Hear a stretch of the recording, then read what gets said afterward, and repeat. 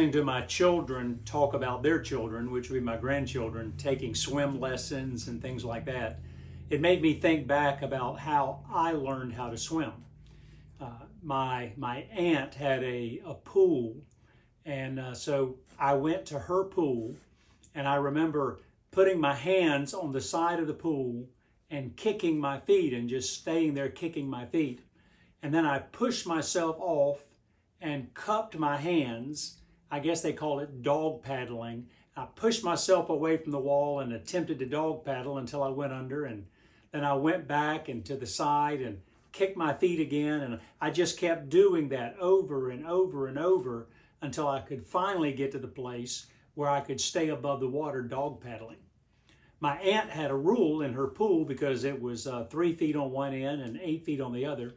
You could not jump off the diving board until you could pass her swimming test. And her swimming test was you had to start on the shallow end, swim to the deep end, and back to the shallow end again. And so I had her come out, and I dog paddled to the deep end, turned around, dog paddled back, and after that I was able to jump off the diving board. And then as time went on, I realized that dog paddling was slow maneuvering. And so then every once in a while I was dog paddling, I would throw my arm out and see if I could swim that way. And finally I was able to where I could just do the normal swim strokes. And so then I had learned how to swim. And it's a pretty exciting time whenever a person can actually learn something new, and especially something like learning how to swim.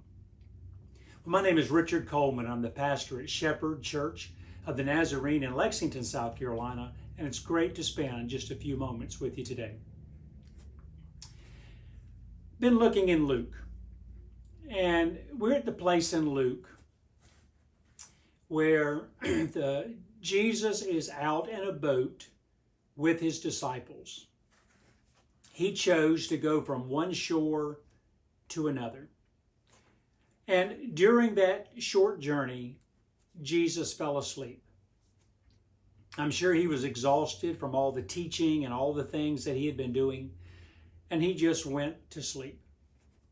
Well, while he was sleeping, a storm came up, and the waves started rocking the boat back and forth. We've just gone through a storm. I cannot imagine the wind that we had not that long ago, and being on a boat, and I mean it would scare me to death, and it scared the disciples to death.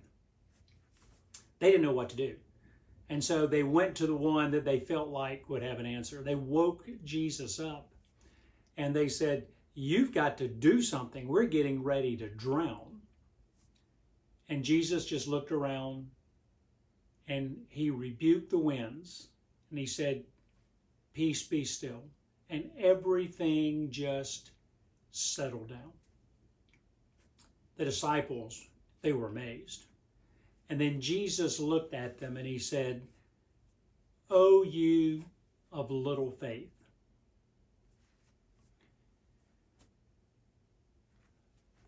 I've been thinking about that. It makes me realize that I don't think Jesus was chastising them. I believe he was acknowledging where they were in their journey with him. Because later in their life, these same disciples just did tremendous things. I mean, Jesus gave them the power to heal and all sorts of things, and they boldly went about doing all of this in the name of Jesus. So they had tremendous faith at that point. So I believe Jesus was just letting them know, this is the beginning of your journey with me, and you do not have very much faith. And I think it was also an encouragement to them that their faith needed to grow. And I have seen in my life where there would be this huge mountain in front of me. I mean, it's like, there's no way I can get through this. This is just like an impossibility. I'll never survive this, or whatever the thought might be. And then I ask for God's help, and then it's like The next thing I know, I'm on the other side of this mountain. But now that I look back, it wasn't a mountain at all. It was just a little small hill. I could see so much better after I'd gotten through it. Well, the next time something would come up in my life, and it was just a little bit bigger than the one before, and it dawned on me, God got me through the other one. He can get me through this one too. And so I said, God, I'm just going to have to give it to you. I don't know what to do. And we get over that, and I look back and I realize it wasn't a big mountain. It was just a little bit bigger of a hill than the one before.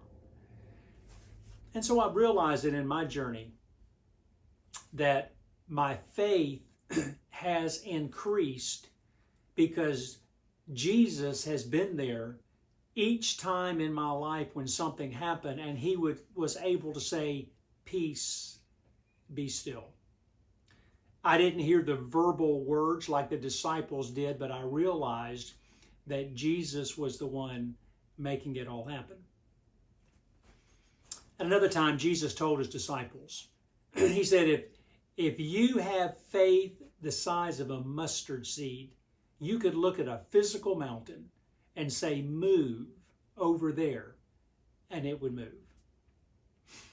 Well, I want to go ahead and tell you that my faith has not grown that much yet.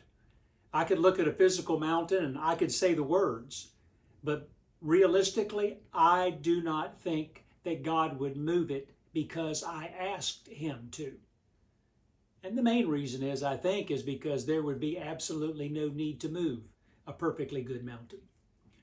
But the mountains that come in my life, God has been moving those mountains for me for years. And each time the mountain seems to be just a little bit taller, and God has been able to increase my faith.